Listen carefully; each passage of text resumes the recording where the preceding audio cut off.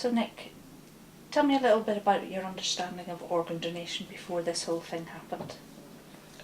Probably like a lot of people, I'd signed an organ donor card years ago now. I can't even remember how old I was, thinking it was a good thing to do, but I'd never really given a great deal of thought to it. The first time I'd really given any thought in probably the last few years was when I read about a young teenage girl in Leicester who needed a bone marrow. And I think, as you say, it's something that you do and you forget about and possibly don't talk to other people about it. It's just, that's what you do, and then it goes to the back of your mind. I'd had that conversation with my mum and dad many years ago, but I don't know whether they could remember it, and I'd certainly never spoken to my wife about it or my family, and until we were actually in the hospital, I don't even think I knew whether Donna was on the donor register or not. So it was something that was easily forgotten, despite the fact I would have been a willing donor. So you mentioned the hospital then. Whenever you find yourself in the situation in the hospital, tell us a little bit about what happened. Although he did make it out of crash, we knew again that he had an incredibly difficult few hours. We weren't even thinking in days at the time, a few hours ahead of him. But we were just grateful that he'd actually got to the point where he at least had half a chance. And then on the Sunday, so we're talking 4 or 5 days after, we were obviously very, very scared, nervous, worried about the MRI results the next day, despite the fact deep down we kind of knew that it was highly unlikely he was going to be coming back to us. But at that point you will cling on to absolutely anything. The smallest, tiniest little sign, the smallest little cough, a flicker of an eye, absolutely anything you'll hold on to.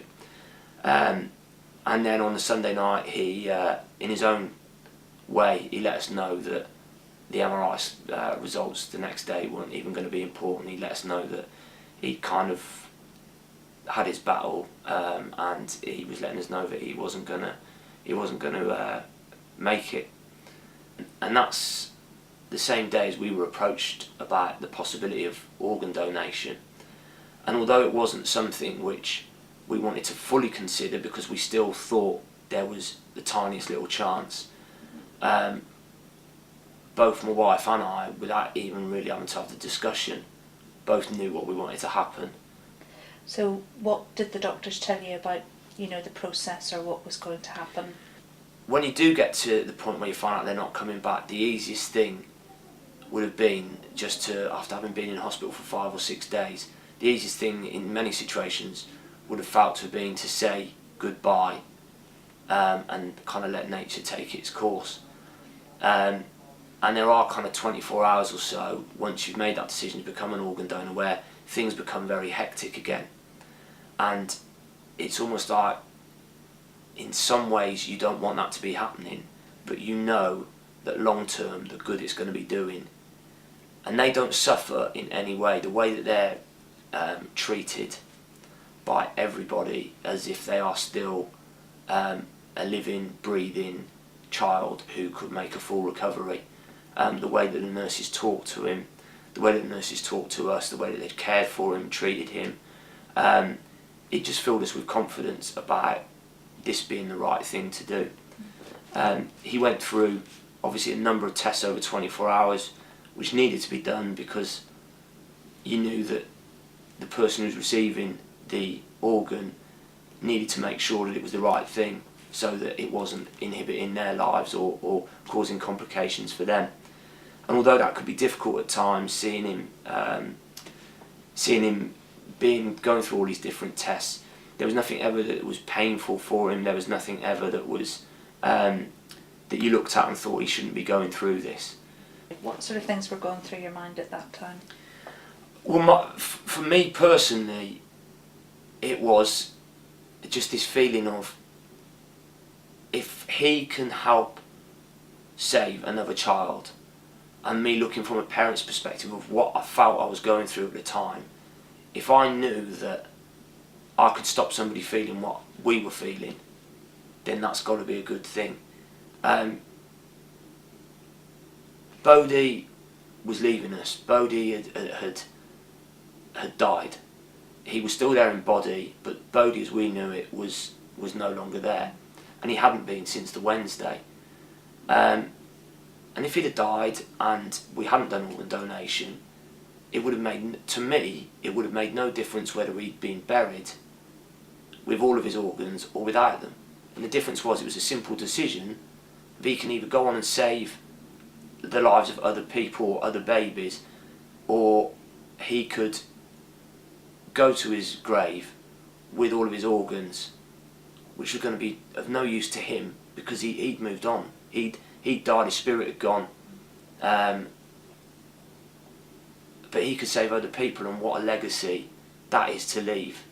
That part of my son will live on, and it's not just the person he's donated to, the impact that will have, to say, across families, communities, is massive. And also, hopefully those children will go on to have children, and his bravery, his strength, his courage, and as I always say, his determination as well, will make an impact on generations of people. And that's something which, even for me in the short term, as well as the long term, I can look back on with a huge amount of pride, and I feel it's something incredibly positive that's come out of such a, well, any parent's worst nightmare. How many people has Bodie actually helped save? Well, he donated his bowel to a young baby who we received the information that had she not had this bowel transplant, then she would have died. It was as simple as that. And I think she was around 18 months old, and she'd never ever had any food in her life because obviously the fact her bowel wasn't working or functioning properly.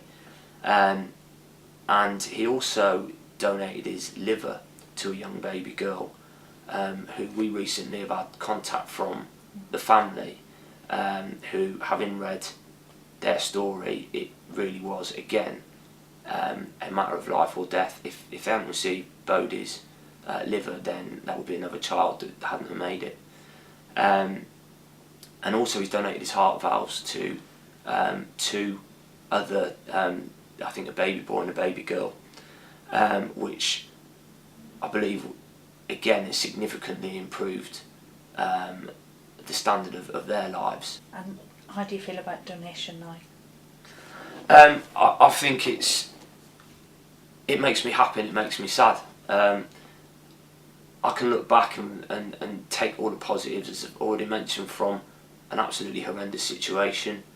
It makes me feel sad as to why my son isn't still with us, but I feel a lot happier than I would have done had he not been an organ donor. And if you'd got one message to tell people, what would that one message be? The message is simple. It can be a difficult decision for you to make, but what's the use of you going to your grave with organs that you don't need? And if you make that decision, tell people, talk to your family. Don't just talk to your immediate family, talk to people who are in your wider family, so that if ever you're in that situation where you potentially could become an organ donor, you could also leave a legacy for other people, and you could make a massive difference to so many people and be remembered as a hero. Nick, thanks ever so much. Thank you.